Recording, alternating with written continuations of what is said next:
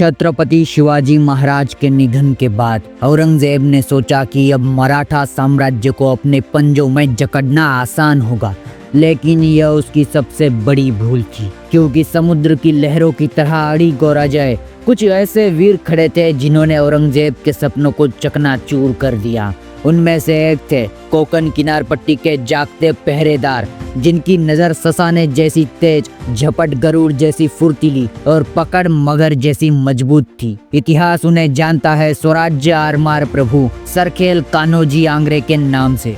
रत्नागिरी जिले से निकलकर समुद्र पर अपनी सत्ता कायम करने वाला यह योद्धा जन्म से ही समुद्री हवाओं और लहरों का साथी था। उनका असली उपनाम था शंखपाल, लेकिन आंगरवाड़ी नामक क्षेत्र के कारण वे आंग्रे कहलाए। पिता तुकोजी छत्रपति शिवाजी महाराज के आरमार में 25 आसामी के सरदार थे और यही विरासत कान्होजी को समुद्र के रणभूमि में उतार लाई। ईयर 1681 में औरंगजेब महाराष्ट्र में प्रवेश करता है, पर उसी समय कान्होजी अपने कोकण के अभियान की शुरुआत करते हैं। 1694 से लेकर 1698 तक केवल 4 वर्षों में उन्होंने मुगलों और अन्य शत्रुओं के कब्जे से कोकण पट्टी के लगभग सभी मराठा किले वापस ले लिए। उनकी इस अद्भुत उपलब्धि पर छत्रपति राजाराम महाराज ने उन्हें सरखेल की उपाधि दी, यानी मराठा नौसेना का सर्वोच्च प्रमुख। कान्होजी का जीवन मानो लहरों के बीच चलने वाली एक लंबी लड़ाई थी।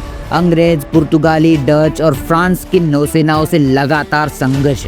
1696 में कुलाबा किले को जीतकर उसे अपना मुख्य ठिकाना बनाया। फिर छत्रपति राजाराम महाराज ने उन्हें सुवर्ण दुर्ग की किलेदारी सौंपी। जंजीरा के सिद्धियों से उनका संघर्ष हमेशा जारी रहा। 1698 में कुलाबा के नौकाधिपति सिद्धोजी गुजर के निधन के बाद कान्होजी उनकी जगह नियुक्त हुए और सुवर्ण दुर्ग से समुद्री सीमाओं की चौकसी में जुट गए। वे झाड़ियों से होकर आकस्मिक सवारियां करते, शिकार करते और दुश्मन की नजर में हमेशा रहस्यमय बने रहते।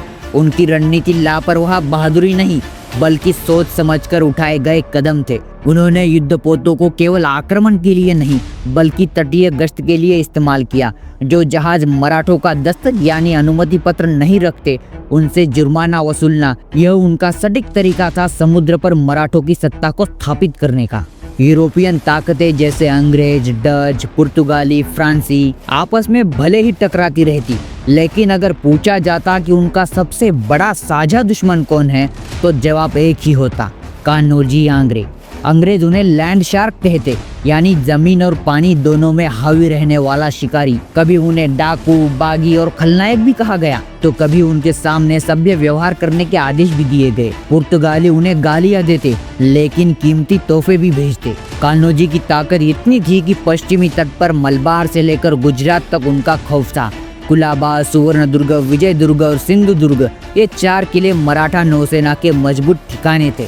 मराठों का मुगलों से युद्ध जारी था और कान्होजी समुद्र से दुश्मन की नाकेबंदी कर रहे थे। 17वीं सदी के अंत में उन्होंने अलीबाग नगर की स्थापना की और अलीबागी रुपया नाम से चांदी के सिक्के चलाए। इतिहास में उल्लेख है कि अंडमान द्वीपों पर भी उनका अड्डा था और इन द्वीपों को भारत से जोड़ने का श्रेय भी उन्हें दिया जाता है। कान्होजी का व्यक्तित्व जितना प्रभावशाली था, उतना ही अनुशासित।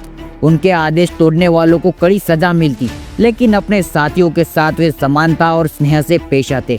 समुद्री अभियानों से उन्होंने न केवल धन अर्जित किया, बल्कि मराठा साम्राज्य की शक्ति को कई गुना बढ़ाया। लगभग 25 वर्षों तक उन्होंने 5 समुद्री मोर्चे पर अटूट विजय हासिल की। सभी विदेशी ताकतें मिलकर भी उन्हें हरा नहीं सकी। 4 जुलाई 1729 जब उनका निधन हुआ, तब तक सरखेल का पद उन्हीं के पास था। उनकी मृत्यु के बाद मराठा नौसेना ने एक ऐसा शहर खो दिया जिसने जीवन भर कोकण के समुद्र का स्वराज्य का अभेद किला बनाए रखा।